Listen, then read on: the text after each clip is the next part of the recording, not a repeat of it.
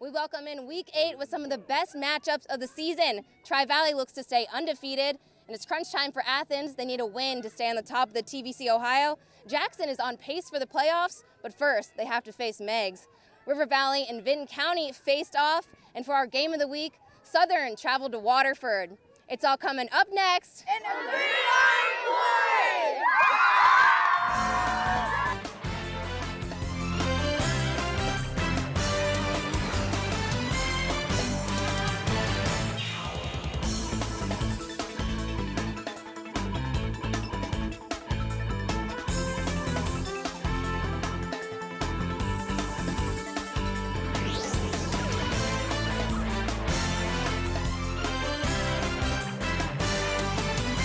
Welcome back to the set of Gridiron Glory. I'm your host, Danny Dean, back under center. It's hard to believe it, but after tonight, there are only 2 games left in the regular season. It's a tight race to the top of the conferences, and almost all the conferences in our coverage are that same way. And that's exactly why Week 8 is one of the biggest time for a playoff push. 2 teams that are coming off 2 wins are the River Valley Raiders and the Vinton County Vikings. These guys are neck and neck in the conference rankings. And our TVC Ohio reporter Josh Gregory was out in the hills of Bidwell tonight. So Josh, neither team was looking to let up, but who had the upper hand? Well, River Valley definitely has size, but during the week, Vinton County head coach Jeff Downs said that his team's passing game is back on track, and he expected Nayland Yates to lead a dominant offense. With these 2 teams, it was going to come down to whichever one solidified its offensive presence first. But that's not an easy task against River Valley head coach Jared Sparling and quarterback Patrick Brown. He wasted no time getting things started. Look at that. Trey Craycraft taking it 21 yards, putting their team in the red zone, setting things up nicely for Jacob Mame. He punches in Raider touchdown from 2 yards out, putting them up 7-0 early in the first. Big start for River Valley tonight, yet not so much for Vinton County. Nayland Yates missing his mark on the ensuing drive, and they're forced to punt it away. So River Valley's back at it. Jacob Campbell taking this one up the gut for 21 yards. Raiders with another trip to the red zone. And it's the same story on this next touchdown, Danny. Dylan Brown punching it in from 1 yard out. River Valley up 14-0 with 5 minutes left in the first. Vinton County, they're trying to respond, but Nayland Yates missing Hunter Nichols again, forcing a turnover on downs. He missed his first 6 attempts tonight. He would get it back 2 minutes later with another chance to make something happen, but no sirree, says Dustin Barber, grabbing the pick, and River Valley would score a field goal on that next drive to make it 17-0. And River Valley still controlled this one for the majority of the second quarter. Brown, he finds Craycraft, but he bobbles it a little bit. That's no problem. He says, adios, muchacho, as he takes it 49 yards to the house, but hold the phone. Not even a minute later, Nayland Yates scores Vinton County's first touchdown off this 55-yard run. River Valley would go on to score again, making it 31-6 at halftime. And River Valley's offense, they kept it strong, and they took this game 41-6 tonight, Danny. Well, River Valley showing glimpses of their old self, but Josh, you expected this game to be a little closer early on, so what happened to Vinton County? Well, 2 words, Danny. Incomplete passes. I said this earlier, that the team that solidified its offense first would win this one. And Vinton County couldn't do it. Coach Jeff Downs said he expected Nayland Yates' passing game to be a huge factor tonight. However, Yates could not produce. He missed his first 6 passes, many of which his receivers were wide open for, and it could have been opportunities for some early touchdowns. Another problem for Vinton County were penalties. They racked up 4 penalties on defense in the first 7 minutes of the game, which opened up scoring opportunities for the Raiders early on. At this point in the season, these mistakes, they can't afford them. Like penalties, if they really want to hold a serious run in the conference. And speaking of Josh, since River Valley and Vinton County were close in the conference standings, how does this shape up the TVC Ohio? Well, even though River Valley has the better record, Vinton County was originally in 3rd because they had a better conference record. This win puts River Valley in the 3rd place slot, right behind Athens and Nelsonville, York. The real action will come next week when River Valley plays Athens. This will be the biggest game because a win over Athens could put River Valley right in the standings with Athens, and they could be looking at a tie for 2nd. Then the week after, Athens and NY play each other. So let's pretend that River Valley will win the rest of their conference games this season. If NY beats Athens, they will claim the Ohio title with Athens and River Valley tied for seconds. Now, if Athens wins, we could be looking at a three-way tie for the crown. There's a lot of ifs right now, though, in week 8 in this season. And we won't know how this plays out until next week, Danny. Well, I'm excited for it all to go down. Thanks a lot, Josh. And for more on the craziness of week 8, go straight to woub.org/gridiron. Right now, our website has recaps of the 5 games we covered tonight, so you can also find player profiles. And don't forget about the updated Gridiron Glory Player of the Year watch list. But the website isn't reserved for only Fridays. All throughout the week, our reporters are cranking out game previews and predictions. Head over to woub.org/gridiron later this week to see what to look for in week 9. Last week, Jackson beat Logan to give the Ironmen their 25th and final SEOAL title. Jackson's 3 games are all non-conference competition.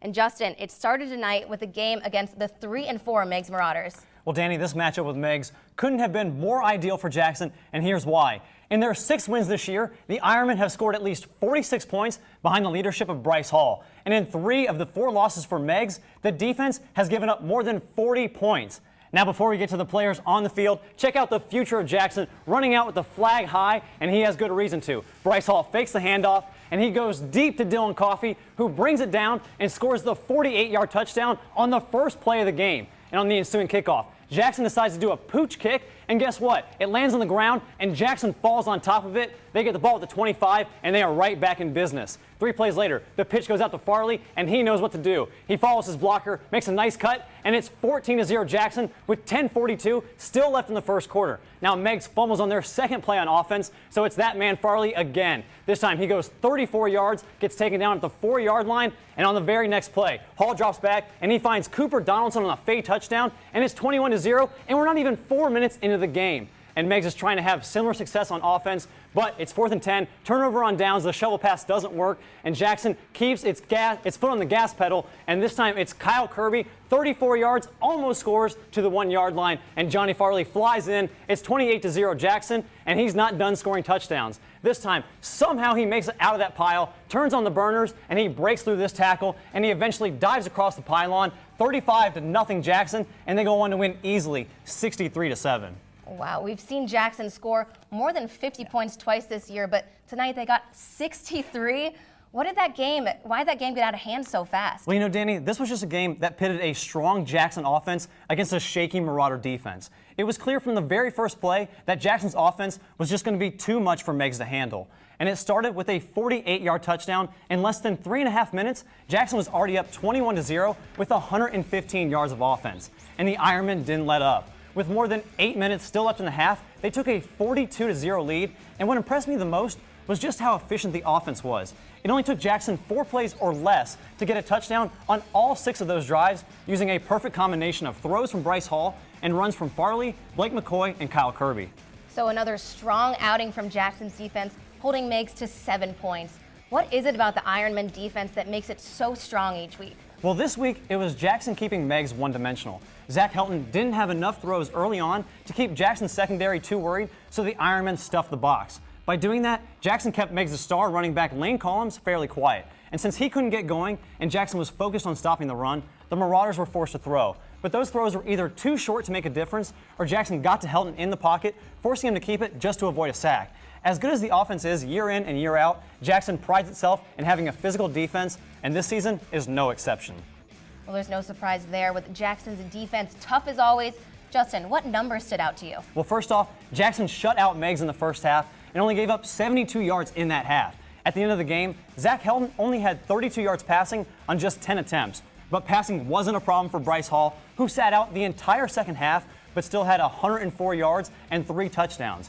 Even more dominant was the running game, with 472 yards rushing, led by who else but Johnny Farley. The senior had 180 yards and 3 touchdowns, averaging a staggering 18 yards a carry. Well, Jackson, one step closer to the playoffs. Thanks, Justin. And it's not too late to subscribe to the Gridiron Glory newsletter. It has everything you need to know to keep you up to speed as the regular season comes to an end. You'll know the games we're covering. You'll also know our next game of the week. So if you're a fan, you better be out there when I'm out there for Fan of the Week. You'll also get an updated conference standings and one of the top highlights from Friday night's games.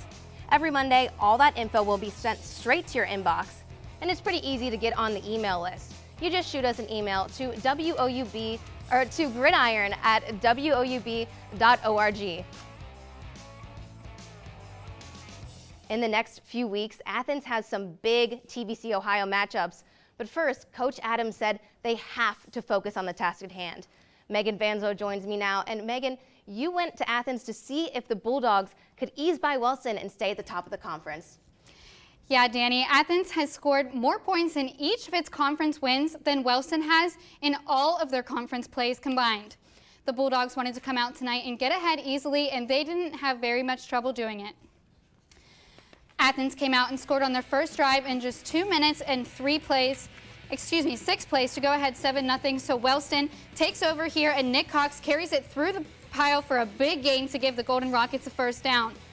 But on the next play, the Athens defense completely shot him down, but they keep it grinding on the ground and grinding down the field. Later in the drive, Jacob Schaefer just goes out and around every other player and sneaks into the end zone to put Wellston on the board. They go for 2, though, and don't convert. Athens' next drive, a little wildcat action, had Robert Dickelman look downfield, but he missed his mark. So it's 4th down, and Athens goes for it and this time Sano connects with Dickelman for a 43-yard touchdown, and he's supermaned into the end zone. Athens is up 14-6 late in the first, and they scored on their next drive.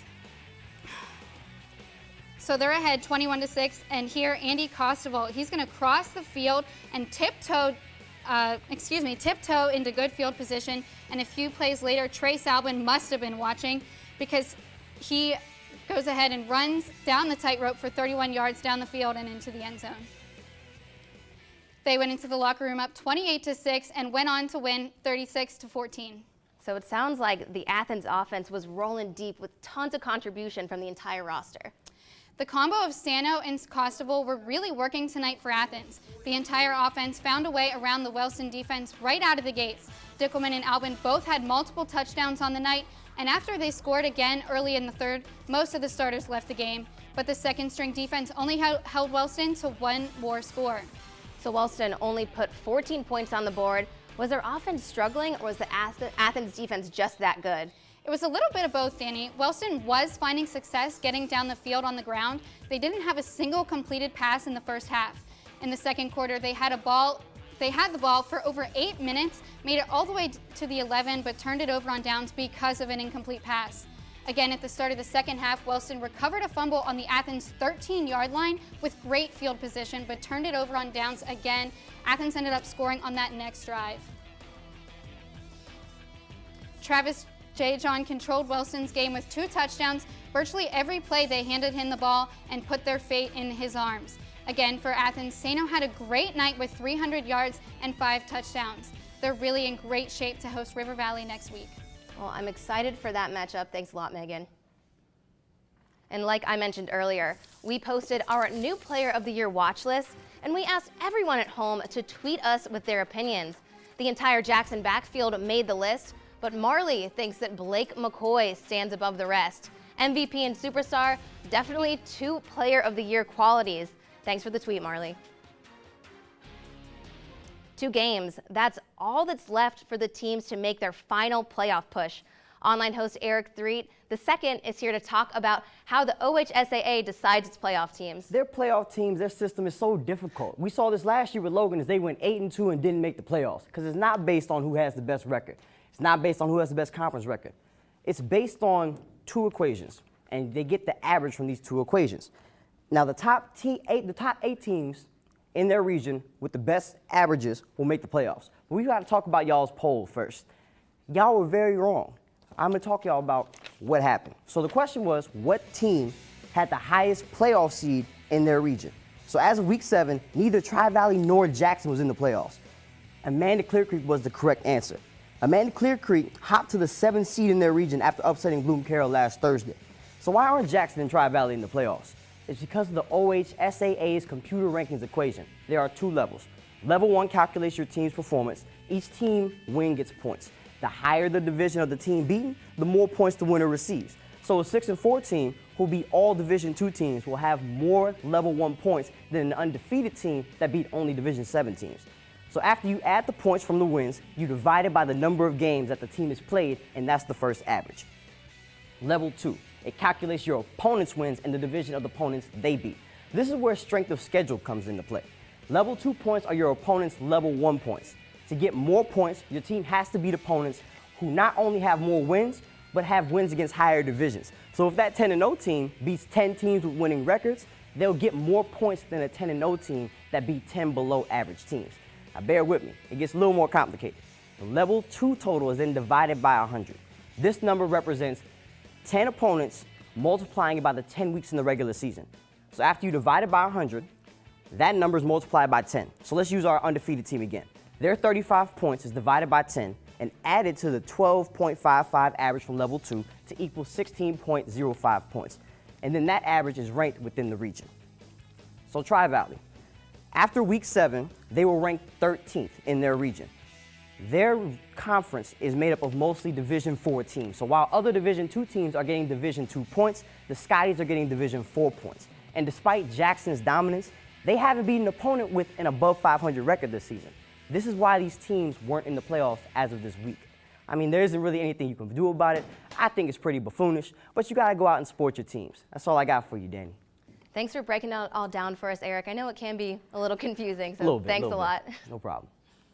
October is Breast Cancer Awareness Month, and most schools we cover dedicate a night to raise money for the cause, and that means fans dressed head to toe in pink.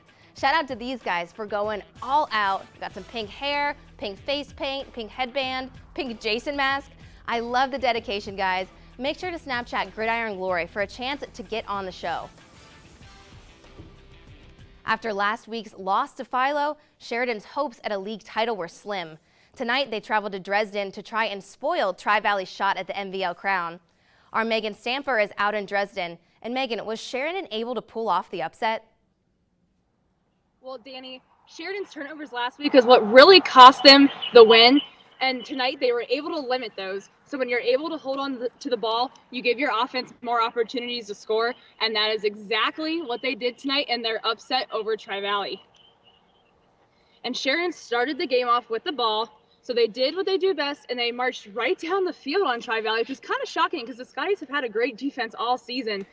The drive got started with a 29-yard pass to Cooper Ryder from Dylan Dupler, and they marched right down the field, and that ended it with a Justin Bobo touchdown. So 7-0 Sheridan early on in that first quarter. Tri-Valley got the ball back, and they weren't able to find the end zone on that drive, but they were able to hit a field goal. So it was 7-3 in the first quarter. But then Sheridan was relentless. They scored 3 more touchdowns in the half, and Tri-Valley only scored 1. So at half, the score was only 21-10. Sheridan in the lead. Tri-Valley was still hanging around. But after halftime, Sheridan turned on the Jets, and it was the Dylan Dupler show. He had 5 total touchdowns tonight, 4 on the ground, 1 in the air, and Tri-Valley just couldn't find an answer for him. Tri-Valley's quarterback, Andrew Newsom, he scored most of the touchdowns for Tri-Valley as well. But their offense just couldn't compete with Sheridan. And, I really thought this would be a bigger defensive battle than it was. But Sheridan was just able to run all over Tri-Valley and eventually went on to win 42-24. Sheridan pulled off the upset. Megan, how did they beat such a dominant Tri-Valley squad? Well, Danny, like I said, Tri-Valley's defense had a really hard time finding any answer against Dylan Dupler and Sheridan's rushing attack. Dupler and Justin Bobo opened up that running game early on in the first drive, which was capped off by that Bobo touchdown run. And then other players like Luke Rydnor and Jared Munyon were able to get in on the fun. So it's hard for a defense to defend that many weapons. And they have, receivers, Ethan Tabor, Cooper Ryder, you name it, they have it. And but Dupler was the leading rusher too for the Generals with 221 yards and 4 touchdowns on the ground. Like I said, 1 in the air as well. And he just had a game. Well, Megan, how does this win shake up the MVL standings? Well, Danny, this win by the Generals knocked Tri-Valley out of first place and into a second place tie in the MVL with Sheridan.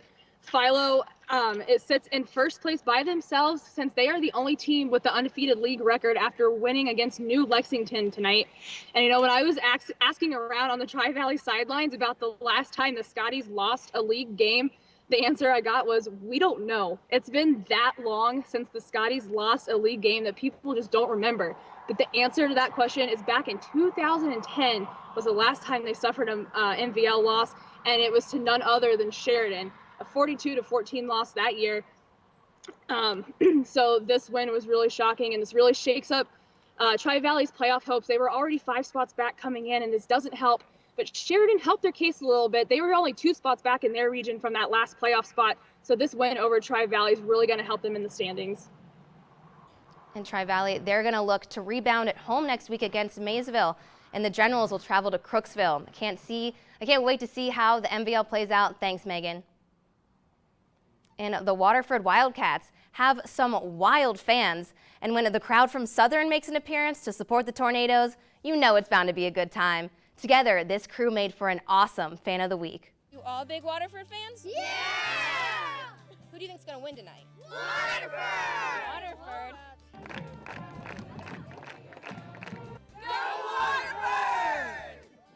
We all cheer for everyone else, and it's not just my kid out there. I have 36 kids out there. G-O-G! Oh, go Wildcats, go Wildcats, go! Go Cats. All right, let's see it again. Come on.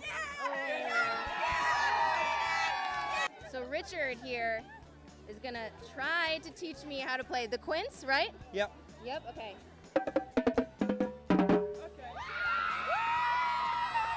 So this week I had to give it to Nina. As soon as we walked by, she was just going crazy, and she said normally she leads the student section, but she's also part of the band, so clearly a big Waterford supporter. Congratulations, Nina, you're Fan of the Week. Yeah.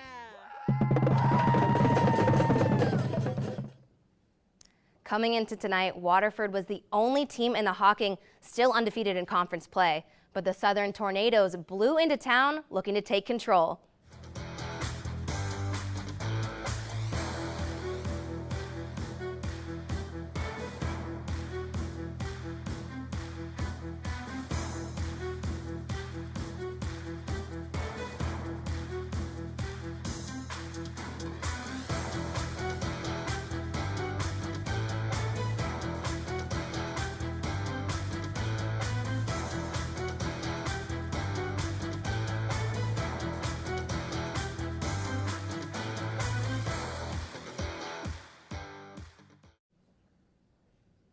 The Wildcats and the Tornadoes met head-on tonight for a game with championship implications. With Southern's loss last week, 3 teams are still in the hunt for the Hawking crown. And TVC Hawking reporter Joseph Payton was there to take in the atmosphere. Danny, it was high school football at its finest tonight. Southern needed to catch a win tonight to stay in the Hawking title race, and Waterford was looking to knock Southern out and control their own destiny. And if there's one guy I know who wants a Hawking championship, it's this guy, Isaac Huffman. But guess what? His defense does too. Waterford has Southern backed up deep in their own territory on 3rd down. Blake Johnson has to scramble and throw it away to avoid a safety, so Waterford takes over. Great field position. Braden Belleville muscles it ahead here for 6 yards. And then on the next play, Tyler McCutcheon punches it in from 6 yards out for the touchdown, and he's got the adrenaline pumping. He's fired up, gets up and says, let's go, baby. 7-0 Wildcats. Later in the first quarter, Southern trying to make something happen with an option play. Holbrook loses his handle. Waterford's Teddy Smith jumps all over it. Cats can't capitalize off the turnover, though, so Southern gets the ball right back. Johnson then drops back, finds Dylan Smith across the middle for 14 yards, down to the 5-yard line, and 2 plays later on the 4-yard line, Colton Holbrook hits the hole, finds the end zone. This game is all knotted up now, 7-7, 10 minutes to play in the second quarter. So now Waterford looking to regain the lead. Huffman hands it off to McCutcheon, and he just tanks his way ahead, drags the pile for 9 yards. Then on 3rd down from the 10-yard line, Huffman fakes the handoff to Belleville, fakes out everybody, and then he dumps it off to Belleville. Little screen pass there. He follows his blockers in for 6. Big play for Waterford there, and they're back on top, 13-6. But Coach McCutcheon wants more. He gives his team the green light to go for 2, and they execute it to perfection. Tyler McCutcheon crosses the goal line, 15-7 Wildcats at halftime, and they run away with this one tonight, 37-7, Danny. Big time win for Waterford, Joseph. We saw Tyler McCutcheon a lot in those highlights. Tell me about the kind of game he had tonight and how he helped out Waterford come out on top. Danny, the Southern defense had absolutely no answer for that dude out there tonight. Tyler McCutcheon wasn't going to let anything stand in his way in this game. And man, I would absolutely love to know what he ate before the game because I think I need some of that. He ran wild for 212 yards on 21 carries. And Danny, that means he averaged 10 yards per carry tonight. And I mean, I don't know about you, but if your running back eats up that many yards in one game, there's no way you should lose the football game. His performance tonight on the ground was huge for the Wildcats. They didn't need to do anything fancy, didn't really need to throw the ball much tonight. They just fed the beast, and it helped them grab a victory. Well, it was definitely what they needed from him tonight. But although the score was pretty lopsided, these two teams were pretty even in the first half. Now, that's absolutely right, Danny. Waterford only held an 8-point lead at halftime, and at that point, Southern was still very much in this football game. There were lots of penalties on both teams, and that slowed down the game in the first half. And mainly, I think that's just due to these players being antsy to play tonight. This was a huge game for both teams. Everybody in the stadium knew it, and it very well could have decided the TVC Hawking title. With tonight's win, Waterford has a strong hold of first place in the conference as they are the only team who has yet to lose a game in conference play this season. These next 2 weeks, they travel to Federal Hawking, and then they bring it back home for the season finale against Belpre. They'll be favored in both of those games, and if they can take care of business, they'll be TVC Hawking champions and have a berth in the playoffs. These fans in Waterford have a lot to be proud of already, and I honestly think that the best is yet to come from this football team, Danny. Yeah, definitely. Well, I have one more question for you. We're used to seeing Trimble normally at the top of the Hawking. Do you see Waterford slipping up or anything near in the last 2 weeks that would enable Trimble to take over? Well, you mentioned Trimble, and it's different this year. You know, we're used to them winning the conference every year. They've won it the last 3 years in a row, but I don't see Waterford slipping up. The thing is with Trimble, their one loss in conference play comes against Waterford, so they need Waterford to lose out. And with Belpre and Federal Hawking on Waterford's schedule, I mean, good football teams, but Waterford, they're just head and shoulders the best team in this conference. I don't see any way of them slipping up that would enable Trimble to come in and win this conference. All right, so we have Waterford taking it over. Thanks a lot, Joseph. Now on to my favorite part of the show. Let's show a little love to tonight's All-Stars, the guys who really gave the extra push to help their team get a step closer to the playoff. It's time for this week's top plays. Let's roll them out. Coming in at number 3 in River Valley, Patrick Brown. He hits a short pass down the middle to Trey Craycraft, and he breaks tackles and goes all the way to the house for a 49-yard touchdown. Good job, Craycraft. On to number 2. We'll go out to Athens. Brandon Sano, he gets it and drops back to find his man, Robert Dickelman. Dickelman goes 43 yards and dives into the touchdown for an end zone. Right there, it made it 14-6 Athens.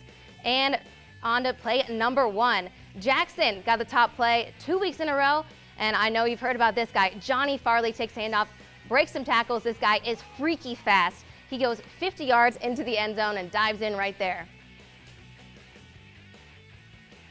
And that wraps it up for Week 8. Be sure to join us next week on WOUB, same time, same place, for all the best Week 9 has to offer. I'm your host, Danny Dean, reminding you that there's nothing better than Friday nights and Gridiron Glory.